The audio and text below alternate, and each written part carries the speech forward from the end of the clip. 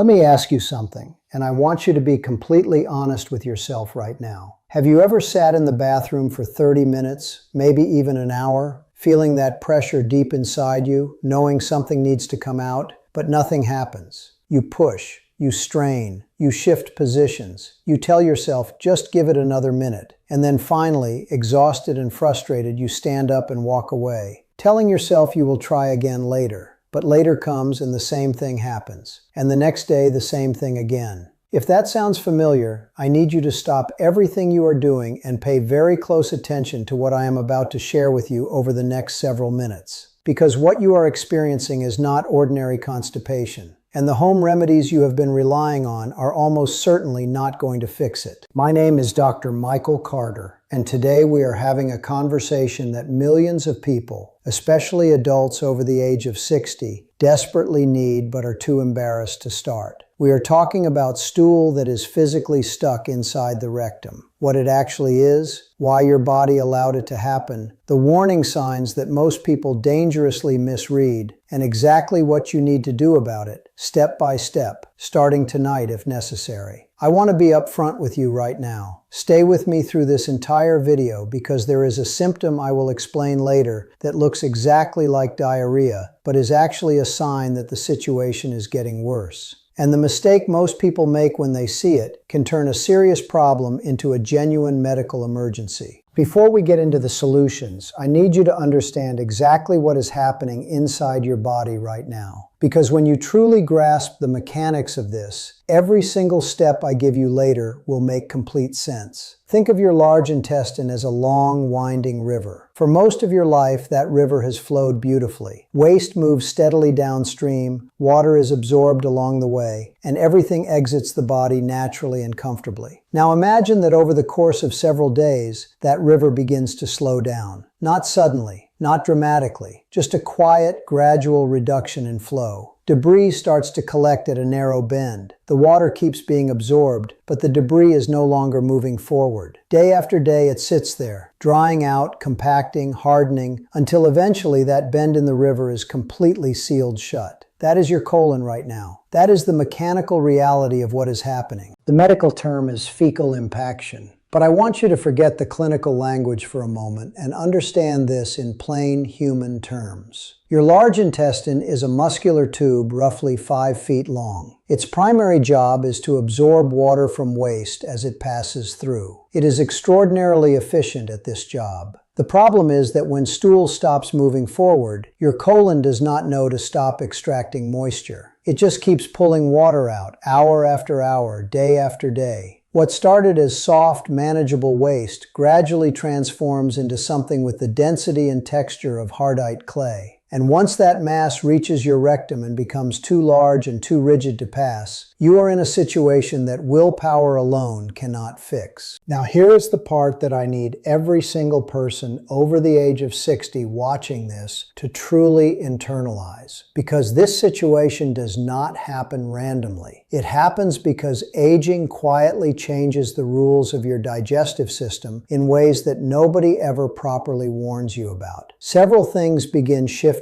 simultaneously after 60, and when they combine, they create the perfect internal environment for exactly what I just described. First, the muscular contractions that propel waste through your colon, those rhythmic squeezes called peristalsis, naturally slow down with age. The intestinal walls simply do not push with the same force or frequency they once did. Waste moves more slowly, sits longer, and loses more moisture along the way. Second, the nerve signals that coordinate those contractions become less efficient. Your gut has its own nervous system, and just like reflexes in the rest of your body, those signals weaken over time. The urge to go becomes less sharp, less urgent, easier to ignore. And every time you suppress that urge because the timing is inconvenient, you are retraining your rectum to stay quiet when it should be speaking up. Third, and this one is critically underestimated, your natural thirst sensation diminishes with age. You can be meaningfully dehydrated at a cellular level and feel absolutely no thirst whatsoever. Your colon is pulling water from waste that is already too dry, and you are not replacing it because your body never sent the signal. And then there are the medications. This is where I want you to pay especially close attention, because this single factor is responsible for more cases of fecal impaction in older adults than almost anything else. Blood pressure drugs, iron supplements, calcium channel blockers, opioid pain relievers, certain antidepressants, antihistamines, even calcium supplements at high doses. These are among the most commonly prescribed medications for adults over 60, and every single one of them directly slows down bowel motility as a known side effect. If you are taking 2 or 3 of these simultaneously, which millions of older adults are, the combined constipating effect on your digestive system is enormous. And in most cases, nobody has ever sat you down and explained that connection. So when you put all of these factors together, slower contractions, weaker nerve signals, chronic mild dehydration, and medications working against you, what you get is not a failure of your body. It is a perfect storm of biological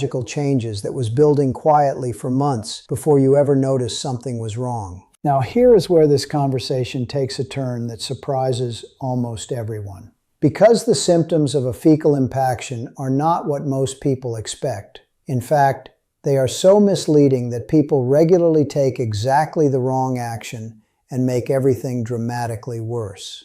The first confusing symptom is one that sends more people in the wrong direction than any other. You might be sitting there right now thinking, but I am not constipated. I actually have diarrhea. And here is the shocking truth about that. When a solid rock-hard mass completely blocks the rectal passage, the newer, looser waste coming down from higher up in the colon has nowhere to go. So it does the only thing it can. It seeps around the edges of that blockage and leaks out as watery liquid. This is called overflow or paradoxical diarrhea. And the danger is immediate, because when people see liquid, they reach for anti-diarrheal medication. And those medications do exactly the opposite of what your body needs right now. They shut down intestinal movement entirely. They paralyze the very mechanism your body is desperately using to work around the blockage. You will cement that impaction deeper into place and push yourself closer to a genuine medical emergency. If you are experiencing watery discharge alongside a deep, heavy feeling of rectal fullness, do not touch anti-diarrheal medication, please. The second symptom that catches people completely off guard involves the bladder. You may suddenly find yourself struggling to urinate. The urge is there, but only a painful trickle comes out. Or you need to go every few minutes but produce almost nothing. This is not a coincidence, and it is not an infection. Your rectum and bladder are anatomical neighbors, sharing a very confined pelvic space. When that rectum is packed with a rigid, swollen mass, it physically compresses the bladder wall from behind, partially blocking normal urination. The third overlooked symptom is lower back pain, a deep, nonspecific ache in the lumbar region that seems completely unrelated to your bowel. Most people blame arthritis or a pulled muscle. But when rectal pressure builds to a significant level, that pain radiates outward into the lower back, the hips, even down into the thighs. And the fourth symptom, especially relevant for older adults, is sudden confusion or mental agitation. This one sounds strange, but the clinical evidence is substantial. The systemic stress of a significant impaction can trigger what looks like a cognitive episode in seniors. Disorientation, unusual agitation, a sudden change in personality that family members cannot explain. If an older loved one seems mentally off without obvious cause, always consider their bowel status as a contributing factor. It is missed far more often than it should be. Now, I need to be straightforward with you because I believe you deserve the truth delivered clearly. A fecal impaction is not an inconvenience. It is not something you wait out. It is a genuine medical emergency that follows a very predictable and very serious escalation pattern when it is left unaddressed. Stage 1. The rectal wall, which is living muscular tissue, becomes severely stretched beyond its functional capacity. Blood supply to that overstretched tissue begins to diminish. The muscle gradually loses its ability to contract and push waste forward. That section of bowel essentially goes quiet. Clinicians call this ileus. Your body's natural propulsion system in that area simply stops working. Stage 2. As pressure continues building, the distension spreads upward into higher sections of the colon. What began as a localized rectal impaction evolves into a broader colonic obstruction. Nausea begins. Vomiting starts. Abdominal distension becomes visibly apparent. The person looks and feels genuinely ill. Stage 3. And this is the one I need you to hear with absolute clarity. The intestinal wall has physical limits to how far it can stretch. When those limits are exceeded, the wall tears. And when that happens, fecal material, bacteria, and toxic digested byproducts spill directly into the sterile abdominal cavity. What follows is a rapidly progressing infection called peritonitis. Without emergency surgical intervention, it is fatal. I am not sharing this to frighten you. I am sharing it because the window between manageable and life-threatening is narrower than most people assume. So here are the signals that mean you need emergency medical care without delay. A rigid, board-like abdomen that is painful to touch. A fever above 101 degrees. Sudden, severe abdominal pain that is constant and worsening. Complete inability to pass gas. Vomiting that does not stop. Or any sudden drop in blood pressure with confusion and cold, clammy skin. These are not wait-and-see symptoms. These are go-now symptoms. But if you are not at that stage, if you are in the earlier phase where you feel the blockage, but your body is not yet in crisis, then let us work through this systematically, because there is a clear protocol and doing it correctly makes all the difference. The very first instruction: stop straining. I know your body is screaming at you to push harder, try a different angle, bear down with everything you have. But a solid dehydrated impaction does not respond to pressure from above. It is too rigid. What excessive straining actually accomplishes is increasing your risk of hemorrhoids, anal fissures, and in older adults with cardiovascular conditions, dangerous strain on the heart. Step 1. Go to any pharmacy and purchase adult glycerin suppositories. No prescription needed. Now here is the crucial detail most people do not know. For a significant impaction, a single suppository is rarely enough. The established clinical approach for a hardened rectal blockage involves using 2 to 3 suppositories simultaneously. One alone simply does not generate enough lubrication to coat and soften a large dehydrated mass. Lie on your left side. This specific position aligns the natural curve of the sigmoid colon and rectum so that gravity works with you, not against you. Apply generous water-based lubricant to each suppository before insertion. Do not skip this step. The tissue inside your rectum is already irritated and inflamed. Insert all 3 gently but firmly, as deeply as possible, pressing them up against the hardened mass. Then, and this is where most people fail, do not move. Stay on your left side for a minimum of 30 to 45 minutes. Set a timer. Glycerin works by drawing moisture into the stool from surrounding tissue and lubricating the rectal walls. It needs time to soften the outer layer of that mass. If you rush to the toilet after 10 minutes, you will expel the suppositories themselves and accomplish nothing. If the first round produces no movement, do not panic. Rise slowly. Walk gently around your home for 15 to 20 minutes. Drink a full glass of warm water. Then lie back down on your left side and repeat the entire process. The first application often softens the outer layer. The second round penetrates deeper and allows the mass to begin breaking apart. If 2 full rounds have produced no results, the next step is a warm water or saline retention enema available over the counter. Administer it slowly, lying on your left side, and hold it as long as you can. If all home measures have been thorough and unsuccessful, it is time to go to the emergency room. This is not defeat. This is the correct medical decision. The clinical team has access to high-volume medicated enemas, imaging tools to assess the extent of the blockage, and in severe cases, a specialist will perform manual disimpaction under sedation, physically breaking up and removing the mass. The relief patients describe afterward is immediate and profound. Once the impaction has been cleared, whether at home or with medical assistance, your body enters a recovery phase that requires your attention.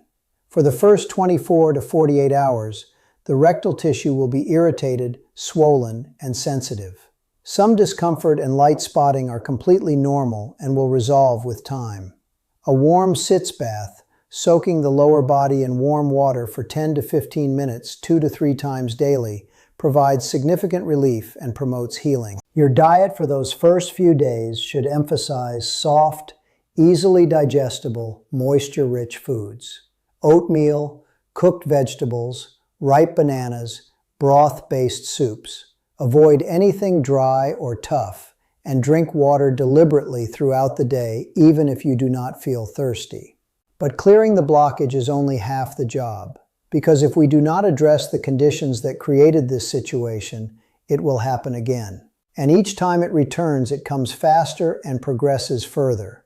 So let me give you the foundation that prevents this from ever repeating itself. Pillar 1. Hydration above everything else. Water is the single most powerful tool your colon has for keeping waste soft and movable. 6 to 8 glasses per day, beginning with a full glass first thing in the morning before you eat anything. That morning glass triggers something called the gastrocolic reflex, a gentle wave of intestinal movement that is one of the most natural, medication-free ways to encourage a morning bowel movement. Pillar 2. Daily movement. Your intestine is muscular tissue that relies on physical activity to function. A 20 to 30-minute walk after meals has been clinically demonstrated to significantly accelerate intestinal transit time. Pillar 3. Dietary consistency. Soluble fiber from oats, fruits, legumes, and cooked vegetables adds bulk to stool and retains moisture. Introduce it gradually to avoid gas and bloating, and eat at roughly the same times each day. Regular meal timing helps your intestines develop a predictable rhythm.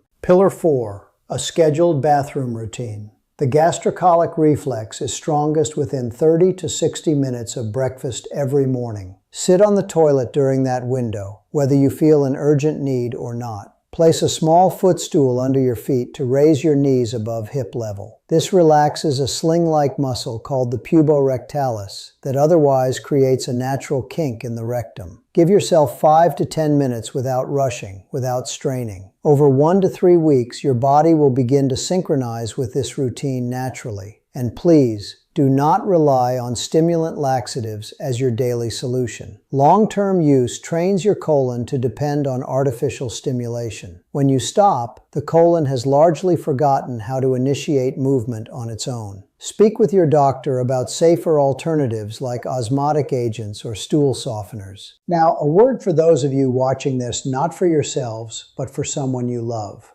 An aging parent, a spouse, a sibling with limited mobility. If they have not had a meaningful bowel movement in 3 or more days and seem unusually uncomfortable, confused, or agitated, do not wait for it to resolve on its own. Act early. The consequences of silence are always worse than the awkwardness of the conversation. If this video helped you today, please share it with someone who might need it. Subscribe for more honest, straightforward health information every week. Take care of yourselves, drink your water, move your body.